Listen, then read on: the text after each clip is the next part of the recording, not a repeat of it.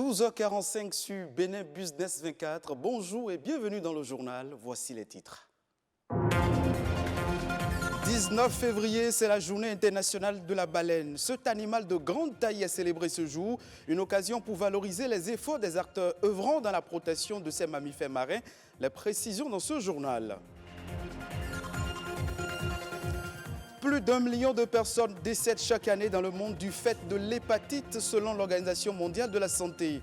Mais pour se soigner, faut-il encore savoir que l'on est malade? Le dépistage reste la solution. On en parle dans cette édition. La connaissance de soi, c'est la clé pour dominer son ego et éveiller tout le potentiel qui sommeille en nous. Des esprits avertis s'accordent à dire que c'est un tremplin pour réussir sa vie professionnelle. On en parle plus amplement dans un instant.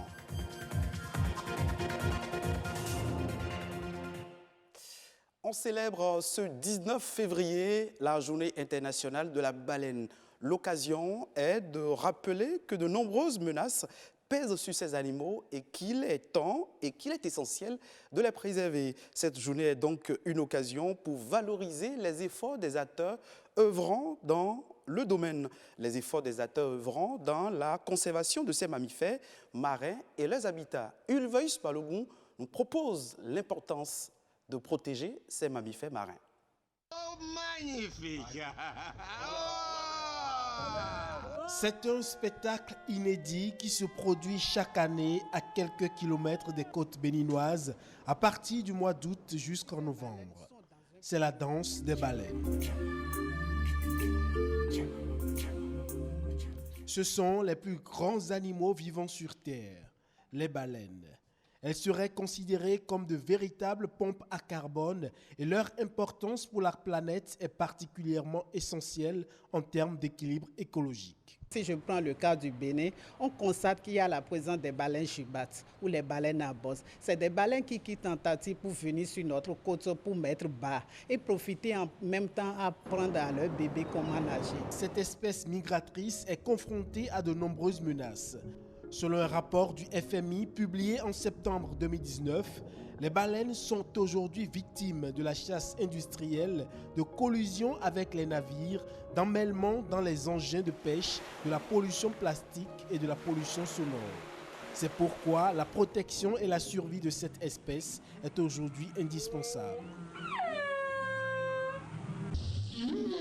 Les gens jettent les ordures proches de nos côtes et ces ordures vont directement en mer pour contaminer ces espèces. Donc il y a une journée pour pouvoir sensibiliser.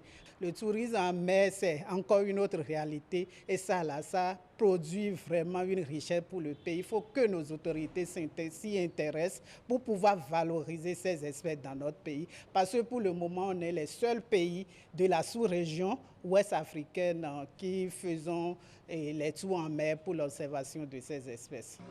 L'ONG Greenpeace estime que la protection des baleines passe par la protection des océans. Il faut donc créer des réserves marines et lutter contre toutes sortes de menaces qui agissent sur l'équilibre des océans.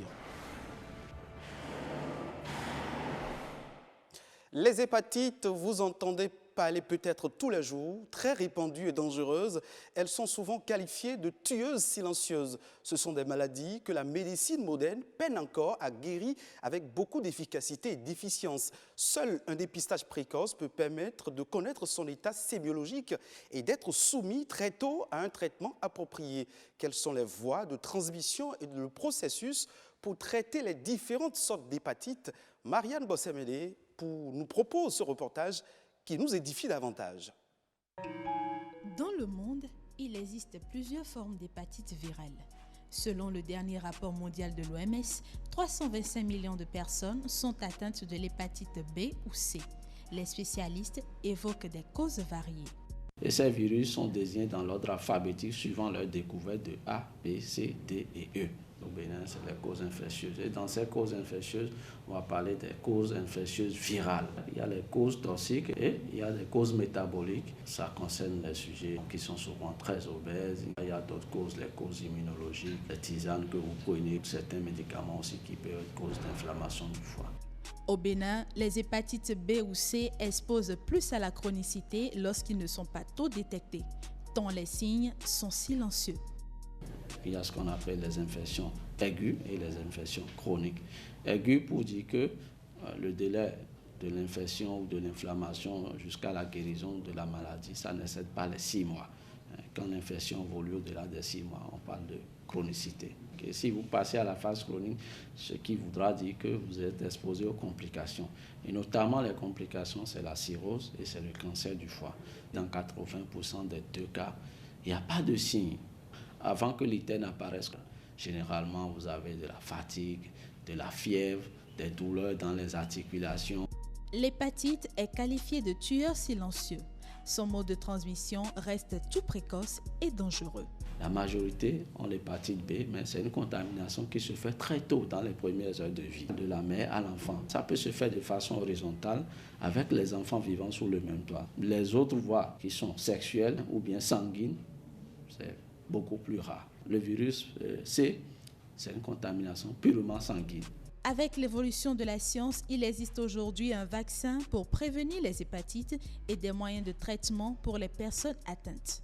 On a du vaccin monovalent pour vacciner systématiquement dès les premiers jours de vie tout enfant qui naît. La vaccination pour l'hépatite B, il faut dire chez l'adulte, c'est le schéma à 3 doses. Concernant la forme aiguë, c'est l'hépatite B, il n'y a généralement pas de traitement. C'est le repos et il faut éviter d'autres produits qui agressent le foie davantage. Tout rentre dans l'ordre, l'organisme se charge de régler le problème dans les 6 mois. C'est seulement ceux qui font une hépatite chronique active, c'est ceux-là qu'on prend en charge. Parce que les traitements qu'on donne pour l'hépatite B, c'est un traitement à vie.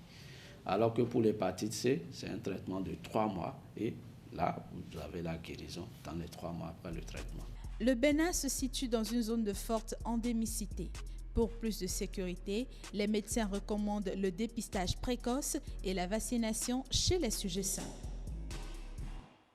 On parle à présent de ce métier complexe et risqué qui nécessite de grandes qualités pour les essais. C'est le métier d'agent de sécurité. Aujourd'hui, il n'est pas rare de remarquer à l'entrée de plusieurs structures et sociétés la présence des agents de sécurité privés.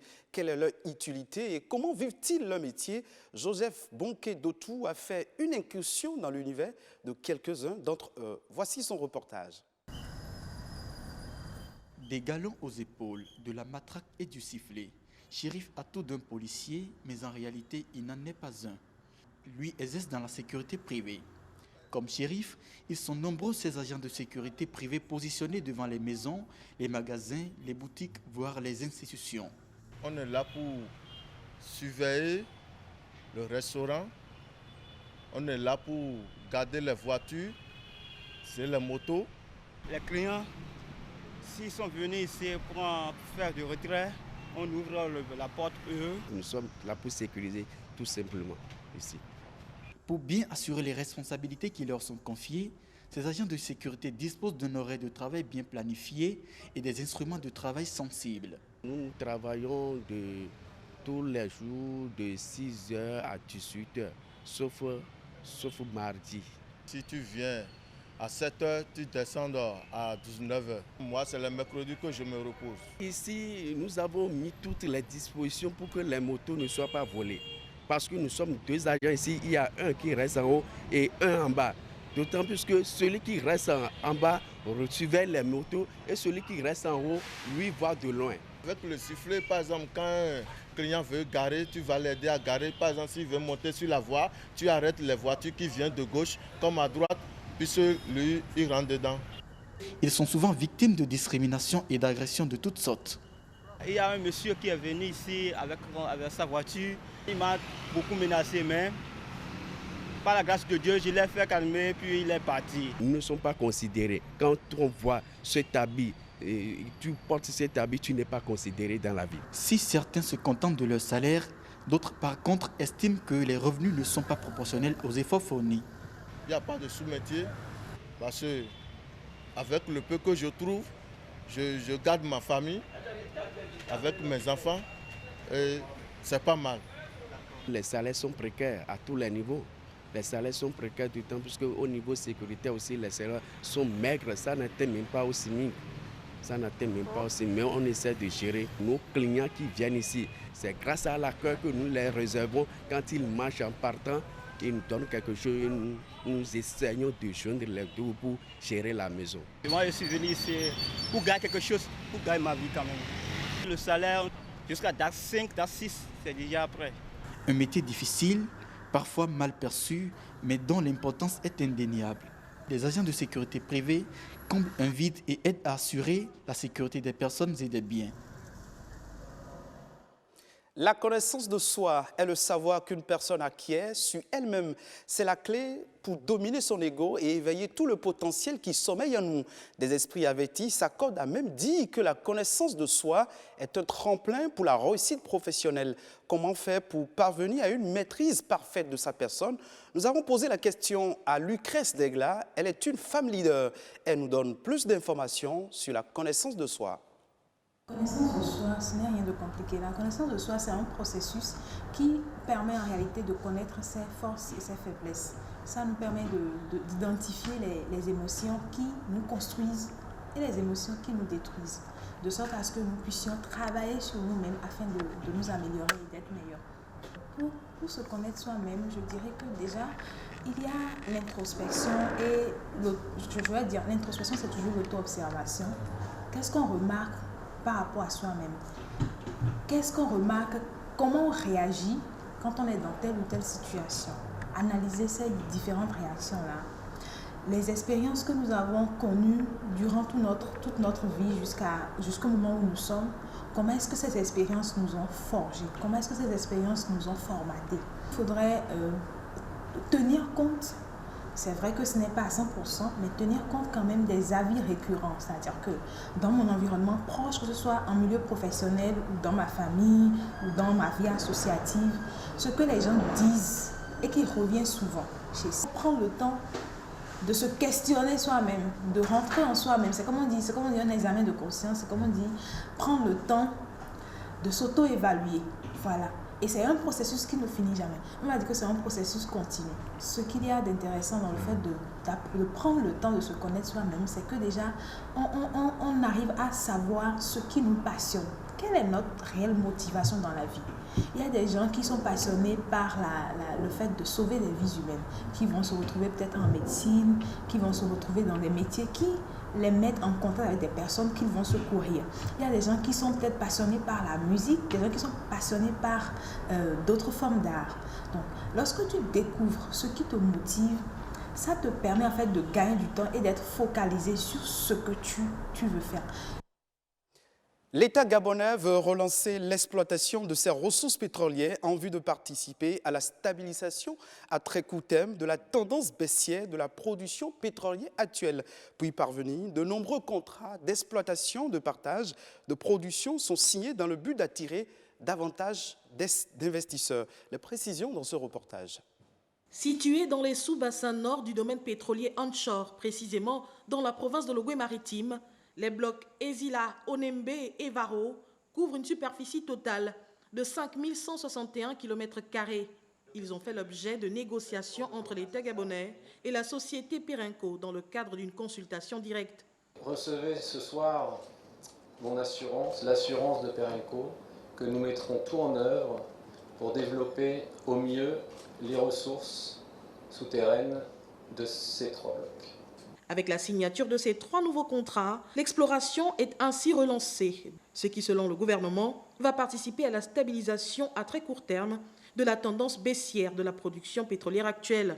L'événement de ce jour devrait nous rendre plus qu'optimistes, parce que nous avons fait une traversée du désert, pendant laquelle notre production a toujours été décroissante. Cette traversée du désert s'est estompée depuis l'année dernière avec les découvertes que nous avons enregistrées dans notre bassin. Depuis la mise en place du nouveau code pétrolier en vigueur en juillet 2019, 11 contrats d'exploitation et de partage de production ont déjà été signés avec 3 sociétés pétrolières, preuve du caractère attractif et flexible de ce code qui vise à attirer davantage d'investisseurs, donc d'augmenter les revenus de l'État. Ce sera tout pour le journal de cette mi-journée sur BB24. Merci de votre attention. Au plaisir de vous revoir à 19h45.